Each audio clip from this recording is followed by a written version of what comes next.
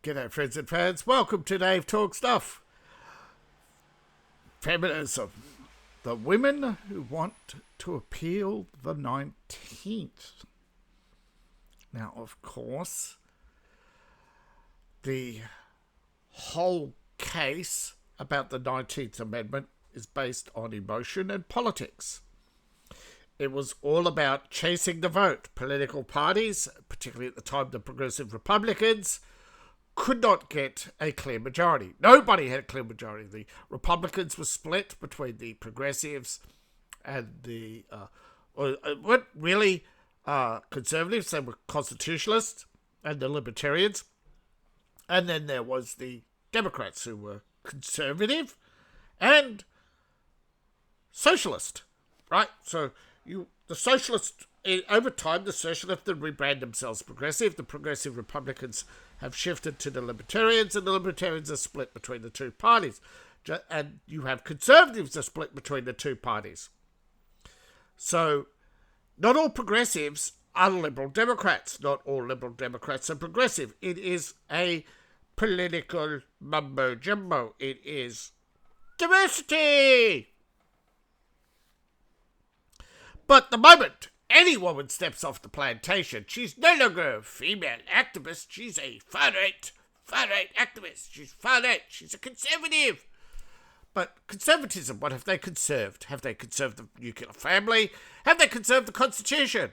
Well, have they done anything lately for you? Now, however, that doesn't mean they were always flies in the ointment. The spoilers who just want to continue the political action because the moment they solve any problems, they no longer have a platform. Because they don't want to conserve, they want to be loud and vocal to get attention, just like the left. Now, Phyllis did not just oppose feminism, she opposed gay rights and abortion. And however, she campaigned unsuccessfully against the Equal Rights Amendment, although it didn't pass, but her support for Barry Goldwater and others, we're not going to win every battle, but one battle she won. She had a husband. She kept her husband. She had multiple children. She kept her values for most of her life. And she got an education, and she married, she had children, she worked and balanced her private and personal life and activism and political efforts, and did an outstanding job most of the time. Now, yes, a lot of people did see the Equal Rights Amendment during the 70s as a privilege, right? She argued that this was selective privileges for women. But in itself, the victory did not go to her. The credit does not go to her. So, in the end, right, is it about the individual and their achievements, or sometimes, as with the establishment, they cheer you up and spit you out. You make up your own mind. But there are many women who opposed the vote, right? The 19th Amendment was ratified in 1920. It was opposed by the majority of people, but not the majority of women. And most of the people who voted for were women of colour, because they decided that they wanted their revenge. They wanted their voice. Really?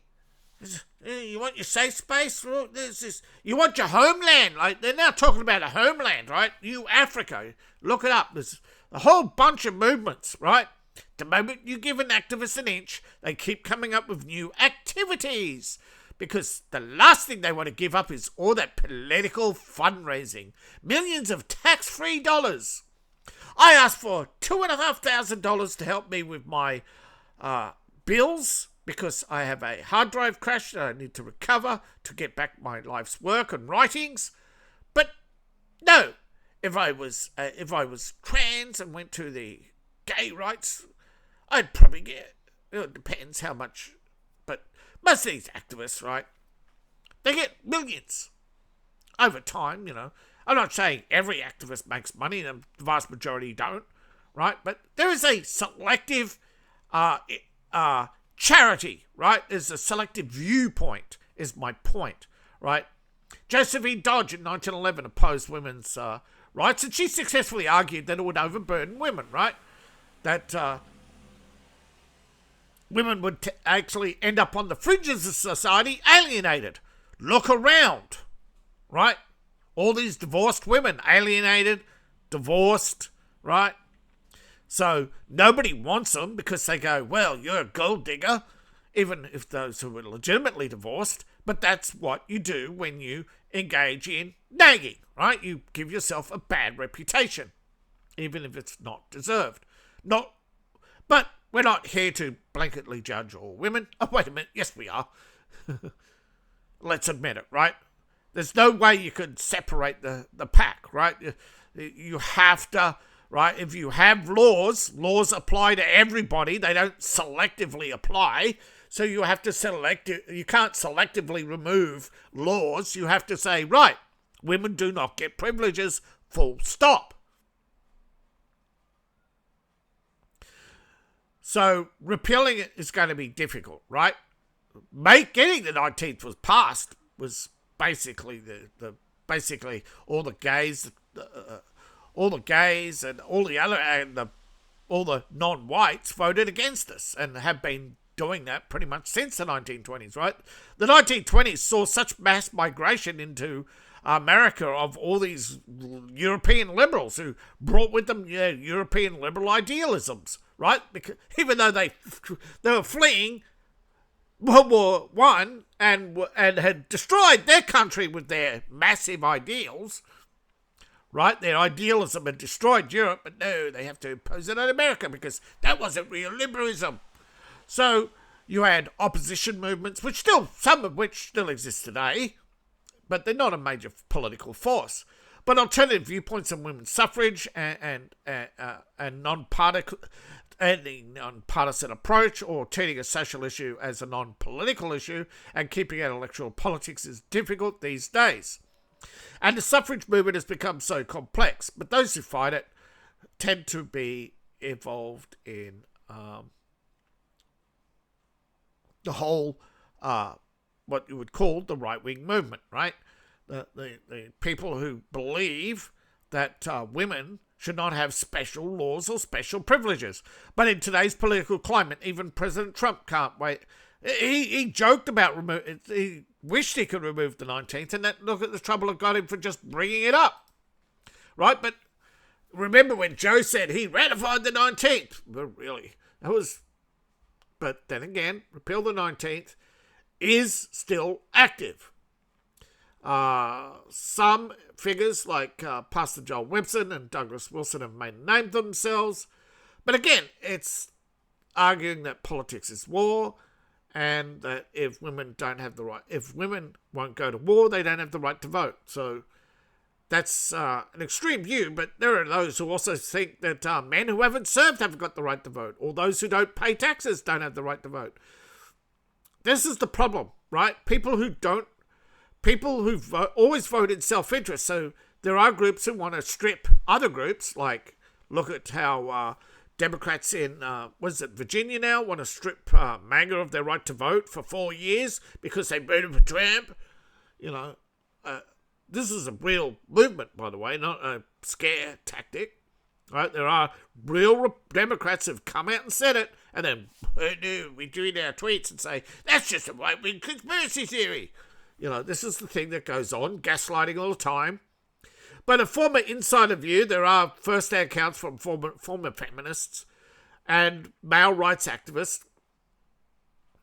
A lot of women are sympathetic to repeal the 19th movement. So far in, right, they want the 19th Amendment reworded to gender neutral. That the 19th, that it should be more about American citizens having the right, all American citizens having the right to vote. But then again, do you? What if you're mentally incompetent? What are you mentally incapable? Where's the definition? No, the 19th is one of those ludicrous, feel-good, subjective values rather than a actual right, because rights are intangible, right? But if you have the right to vote, right, why do you need an amendment that specifically points out women have the right to vote? It's like the efforts to overturn Roe v. Wade. Eventually it came down to the government and the successive governments had no right to create a situation based on goods and services because they are not the purview of the government, right? Anything outside the purview of the government should not be in the Constitution, right? Should not have the government engaged in personal relationships, ruling what you can and can't do on your own private property, in your own private time. But they don't care. Everything is about meddling, right? Liberalism is about meddling. Feminism is just communism in a dress, right?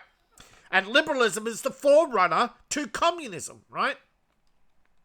Liberalism is the slippery slope, right? Once you go liberalism, so you go libertarian, liberalism, progressivism, communism, and slide off the cliff into pure anarchy, right? And believe it or not, you may think anarchy is freedom, but it's the opposite. You are now a prisoner of the will of others, right? There is no protection, so you have no freedom. See, freedom comes with rights and protections and responsibilities. Otherwise, you're not free. You're at the mercy of others. But volunteerism, now that's just a pie-in-the-sky Eurofash excuse to take away your right to defend yourself. Remember that, right? Remember their arguments are never what the headline, right? Orwell warned us, right? That they would always name something warm and fuzzy, you know, like Ministry of Love, the Ministry of Plenty, the Ministry of Truth, the Ministry of Peace. I prefer the Red Dwarf, the American War on War. To end all wars, we had a huge war. We signed a peace treaty, and anybody who didn't sign the peace treaty, we went to war with. And once people signed the peace treaty, we disarmed the world. And eventually the whole world was disarmed except America, and they said, no more wars. And what happened? Everybody got bored and killed themselves. That ended its civilization. Actually, I don't know if that's true or not. Someone tell me exactly what I can't find the clip at the moment. I don't know why, but I only find the little part where that little segment. I can't find the whole episode. I think it's because it's copyrighted, but I only get the first part where Crichton says the Americans had a war on war. It's like, wow. Yeah, but somebody said that clip predicts Trump. I don't know. I think everybody likes to say, oh, there's a warning sign, or we can predict Trump, or we know what he's thinking. Yeah, you know. If you knew, you'd support him. If you didn't, you're supporting anarchists, right? And anarchists only exist to tear down others, right? That's all they do. This is why when the Soviet Union or the Maoists or the Cubanistas or the Sandinistas got to power, they rounded up all the liberal academics and shut them all, right? What was the genocide in pretty much every communist revolution, particularly Cambodia, right? Round up. What did the communists do in Japan? You know, they actually Japanese Empire. Mostly the communists were in North Korea. What a shock, right? On the former Manchus who fled the Russian Empire, right, into North Korea, right? They wanted to they joined the communists. So Japan was fighting the communists in 1924, and Wilson said, no, you can't do that. We abandon you. So this is where it all starts, right? You think, right? They demonize, right? Look how they demonize the former South Korean president. What's his crime? He was an anti-feminist, right? They fabricated evidence against him to remove him from power. All the opposition parties got together, just like they railroaded Trump, right? They railroaded Nixon, although Nixon made mistakes, had some bad friends, was framed by a liberal activist who pretended to be his friend for 20 plus years. That's what they do, right? They have no morals, no scruples, and there's no comeback, right? There's no, you got framed, we'll send your chief of staff to jail. No. Well, actually, they did. So there's sometimes a comeback. But but then again, some of the people who railroad Nixon, Ford went to become president, and he had a cunt for VP. So, this is the problem in the world, right? Where we do not hold our politicians to a count, right? The Democrats, and I know why a lot of Republicans don't do it, but the Democrats will never do it, right? That's why most Republicans, but the problem is with the conservative women's counter-arguments on feminism is that the vast majority tune out, right? They don't want facts. They want emotions. They want to know that someone is going to be big daddy government and stick a big dummy in their mouth every time they have a tantrum and give them what they want. That's not democracy. That is bullying. And until we activate our minds, live a good life and level up our intelligence, you can do that. The more you activate your critical thinking, you actually increase your intelligence by up to 20 points. That's a significance, right? Your average worker, right, starts off not knowing his job. By the end of his job, he's a better expert than the so-called professors in university because they stagnate, right? Phyllis, she was a top-class CEO towards the end of her life. That is where we have to recruit our CEOs. The experience, the merits, not promoting people because they're good little coffee boys. Bob Iger, Kathleen Kennedy, right? Although Kathleen Kennedy was very good at coffee. But she was so good at coffee that Steven Spielberg gave her to, that was his own words, he gave her to George Lucas. Wow.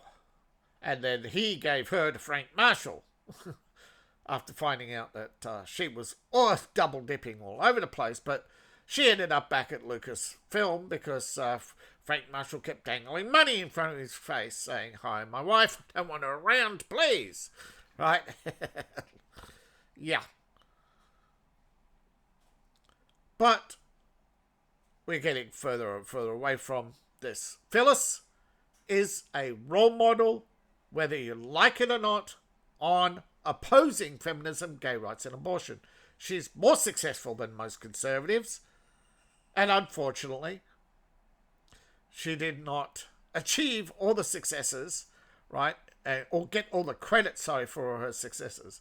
Hey, and of course I'm a little biased that she's Scottish. Oh, what a shock. What a shock. Of course she immigrated from Scotland. Scotland's shite. Just ask any Scottish. Where would you rather be? Oh, I love Scotland. I love Scotland. We'll go back to Scotland. No, please, not that.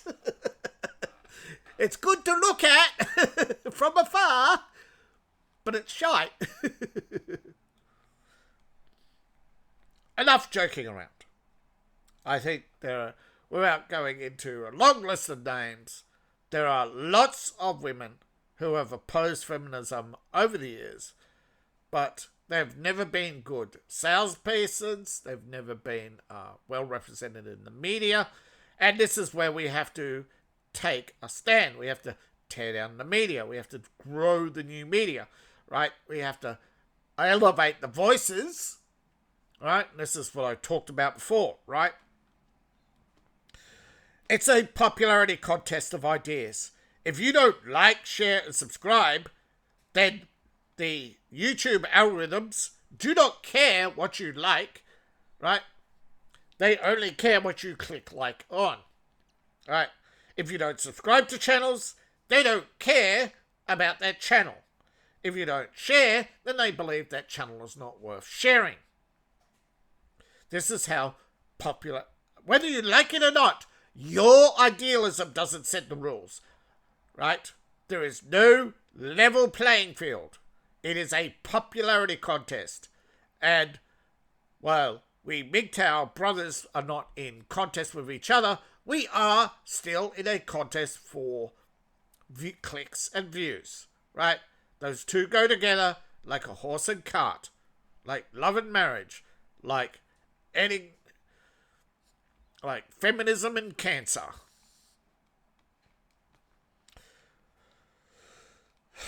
Thank you all for listening. I hope you understand that your rights depend on you.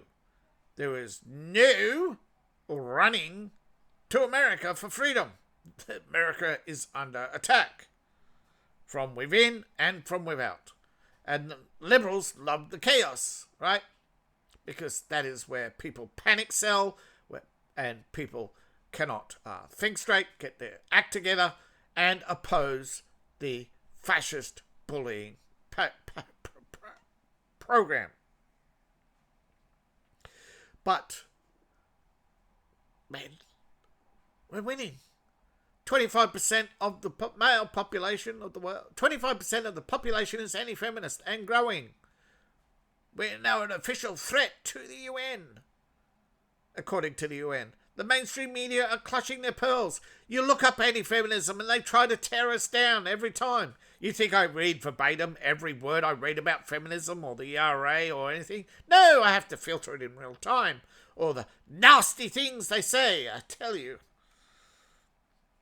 Like, it's a far-right radical movement of incels. So, thank you for your support and understanding. And however, I need financial support. Support me on Ko-Fi, Patreon. We have $1 a day on my RPG Patreon. If I could get 100 of you, 100 a month, that will lift me out of poverty. And buy my books, buy my merch. If I become a bestseller, that's a whole $10,000. Well, what can I do with $10,000? I could buy myself a new computer and play better games. And we can have more chill gaming rather than... But I'm trying not to bring you doom and gloom every day. I'm trying... I will... I am saying that there's happiness, there's success in this movement. There are things to look forward to. There's the brotherhood, the camaraderie. So thank you to each and every one of you. I really appreciate it. All my links are in the link tree, section below, in my profile, or scan the QR code on the screen. Take care, men. And I'll see you in the next video. Pardon me. Bye for now.